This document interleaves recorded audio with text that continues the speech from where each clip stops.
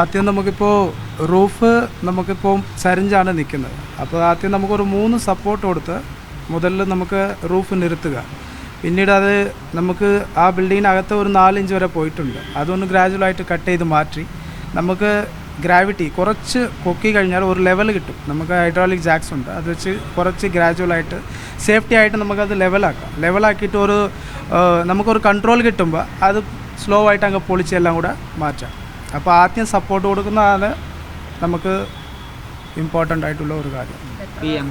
ഇത് നമുക്ക് ഒരാഴ്ച കൊണ്ട് നമുക്ക് അത് സപ്പോർട്ടിങ്ങും ലെവലിങ്ങും തീരും. അത് കഴിഞ്ഞിട്ട് ഒരു 3 ദിവസത്തിലെല്ലാം കൂടെ ക്ലിയർ ആക്കി എടുക്കും.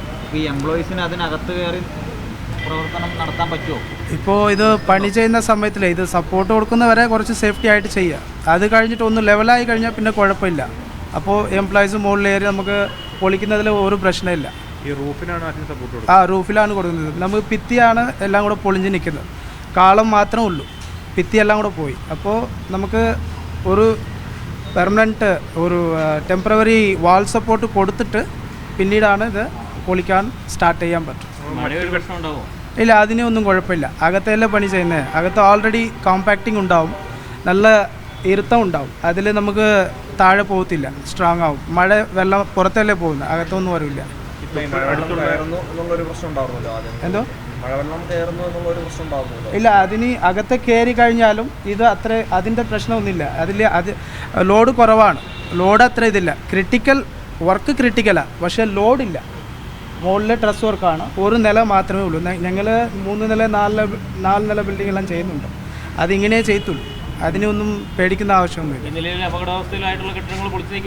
അതെ, ഒരുപാട്. ഈ കെട്ടിടം മറ്റ് തൊട്ട് സമീപത്തിനുള്ള വേറെ കെട്ടിടത്തിലൂടെ ചാനാണ് നിൽക്കുന്നത്. അപ്പോൾ നമ്മൾ ഈ ജോലികൾ ചെയ്യുമ്പോൾ അത് കുറച്ചും കൂടി ഇടിഞ്ഞ് വീഴാൻ അങ്ങനെ ഇല്ല, അതുകൊണ്ടാണ് പറഞ്ഞത് നമുക്ക് പ്രിലിമിനറി സപ്പോർട്ട് കൊടുത്ത് പിന്നെ അതൊന്ന് കട്ട് ചെയ്ത് മാറ്റി ലെവലാക്കി വിടാം. അപ്പോൾ ലെവലാക്കി കഴിയുമ്പോൾ ഗ്രാവിറ്റി നമുക്ക് കിട്ടുന്നല്ലേ, നമുക്ക് പിന്നീട് അത് ചരിയാൻ സാധ്യതയില്ല.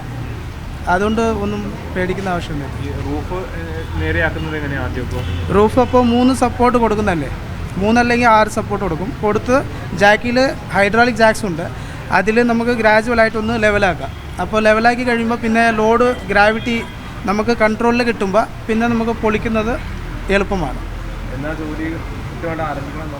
എന്തോ നാളെ ജോലി ഇന്നിപ്പോൾ ചെറിയ താഴത്തുള്ള സപ്പോർട്ടിംഗ് വർക്ക് ആരംഭിച്ചു. അതോടൊപ്പം തന്നെ മേയർ നിർദ്ദേശപ്രകാരം ഇങ്ങനെ സംഭവിക്കുമ്പോൾ അത് ലേബറിനുണ്ടാകുന്ന മുഴുവൻ ഉത്തരവാദിത്വവും കമ്പനിക്കായിരിക്കും. കാരണം കമ്പനി അതിൻ്റെ ഫുൾ റെസ്പോൺസിബിലിറ്റി ഏറ്റെടുത്തിട്ടാണ് ഈ വേല ചെയ്യുന്നത്. കാരണം ചെലവ് ഇതിനോടൊപ്പം ബിൽഡിംഗ് ഓണർ ചെയ്യും. അല്ല, അത് നമ്മൾ ലാസ്റ്റ് അതിൻ്റെ ഒരു ഫൈനലായിട്ട് പറയാൻ പറ്റില്ല. കാരണം അതിൻ്റെ തീർച്ചയായിട്ടും അല്ല, ഞങ്ങൾ അവരോട് പറഞ്ഞത് നിങ്ങളത് ചെയ്തില്ലെങ്കിൽ ഞങ്ങൾ ആ വർക്ക് പരിപൂർണമായിട്ടെടുത്ത് ചെയ്യും, അതിൻ്റെ പേയ്മെൻറ്റ് ഫുള്ളായിട്ട് ഞങ്ങൾ. പക്ഷേ ആ ലാൻഡിൽ യാതൊരു കൺസ്ട്രക്ഷൻ ചെയ്യാൻ പറ്റില്ല, അത് ഞങ്ങൾ ഫ്രീസ് ചെയ്യും.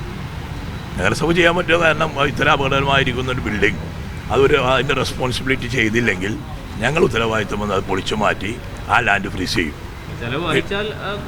കുഴപ്പമില്ല. ചെലവ് വഹിക്കാന്ന് ഓൾറെഡി ഏറ്റി അദ്ദേഹം ചുമതലപ്പെടുത്തിയ ആളാണ് ഈ വന്നിരിക്കുന്ന നഗരസഭയുടെ ഉദ്യോഗസ്ഥ ആളല്ല, അവർ തന്നെ ചുമതലപ്പെടുത്തി. അപ്പോൾ ചുമതലപ്പെടുത്തിയ ആൾ എങ്ങനെ പൊളിക്കണമെന്ന് നഗരസഭയുടെ ടെക്നിക്കൽ ഉദ്യോഗസ്ഥന്മാർ അവരെ വിളിച്ചു എങ്ങനെയാണ് ചെയ്യുന്നതെന്ന് ഒരു പ്ലാൻ ഉണ്ടാക്കി. ആ പ്ലാൻ ഞങ്ങളെ ബോധ്യപ്പെടുത്തിയതിൻ്റെ അടിസ്ഥാനത്തിലാണ് ഞങ്ങൾ ഒരു പത്രസമ്മേളനം നടത്തുന്നതും അതോടൊപ്പം തന്നെ ഇദ്ദേഹത്തിൻ്റെ വിശദീകരണം. ഈ സമീപത്തെ കെട്ടിടത്തിന് ഇപ്പോൾ ചില കേടുപാടുകൾ സംഭവിച്ചിട്ടുണ്ട്. ഇപ്പോൾ ഇന്നൊക്കെ ആകുമ്പോൾ ബിൽഡിംഗ് അവിടെ ചാഞ്ഞിട്ടുണ്ട്. അപ്പോൾ അതിൽ എന്തെങ്കിലും നഷ്ടപരിഹാരങ്ങളൊക്കെ ഈ ഉടമസ്ഥനിൽ നിന്ന് ഈടാക്കാൻ തീരുമാനിച്ചിട്ടുണ്ടോ? തീർച്ചയായിട്ടും ഞങ്ങൾ അവരോട് പറഞ്ഞിട്ട് ആ ബിൽഡിംഗ് കംപ്ലീറ്റ് റിപ്പയർ ചെയ്ത് കൊടുക്കുന്ന ഉത്തരവാദിത്വം. അവരാ ടോയ്ലറ്റിനകത്താക്കി അറിയിക്കുന്നത് അത് പരിപൂർണം അതിൻ്റെ എക്സ്പെൻസ് ആ ബിൽഡിംഗ് ഓർഡർ മെയിൻറ്റെയിൻ ചെയ്യണം. അദ്ദേഹം ഏറ്റിട്ടുണ്ട്. ഇങ്ങനെ ഈ അനുവാദമില്ലാതെ ഇത്തരം ഈ കെട്ടിടം ഉയർത്തുന്ന പ്രവർത്തനങ്ങൾ നിരന്തരം നടക്കുന്നുണ്ടെന്നുള്ളൊരു ആരോപണമുണ്ടല്ലോ. ഞാൻ ഇന്നലെ മേയർ വിശദീകരിച്ചില്ല. കാരണം സ്വാഭാവികമായിട്ടും ഇങ്ങനെ പല സ്ഥലങ്ങളിലും ബിൽഡിങ്ങിനെ ഉയർത്തുന്നത്. കാരണം നമ്മൾ നഗരം വലുതായി വന്നപ്പോഴുള്ള റോഡുകൾ ഉയർന്നു. ചില ബിൽഡിങ് താഴെ, ജോസ് ജംഗ്ഷൻ തന്നെ പല ബിൽഡിങ് താഴത്തുള്ളതാണ്. അപ്പോൾ ആ സ്വാഭാവികമായിട്ട് ആ ഓർഡമസിനെ ഞങ്ങൾ അറിയിക്കാറില്ല. ഇപ്പോൾ ഞങ്ങളൊരു നിയമം സൂപ്പർ എഞ്ചിനീയർ അടക്കമുള്ള ആളുകൾ ഞങ്ങൾ നിർദ്ദേശം കൊടുക്കുന്നത് അങ്ങനെ ചെയ്യുന്ന കൊച്ചി നഗരസഭയുടെ അനുവാദമില്ലാതെ ഇത്തരം പ്രവൃത്തിയിൽ ഏർപ്പെട്ട് നഗരസഭ ശ്രദ്ധയിൽപ്പെട്ടാൽ ആ ബിൽഡിൻ്റെ ഓക്കുപ്പൻസി റദ്ദ് ചെയ്യും. വളരെ കർശനമായ രീതിയിൽ നിർദ്ദേശം കൊടുത്തിട്ടുണ്ട്.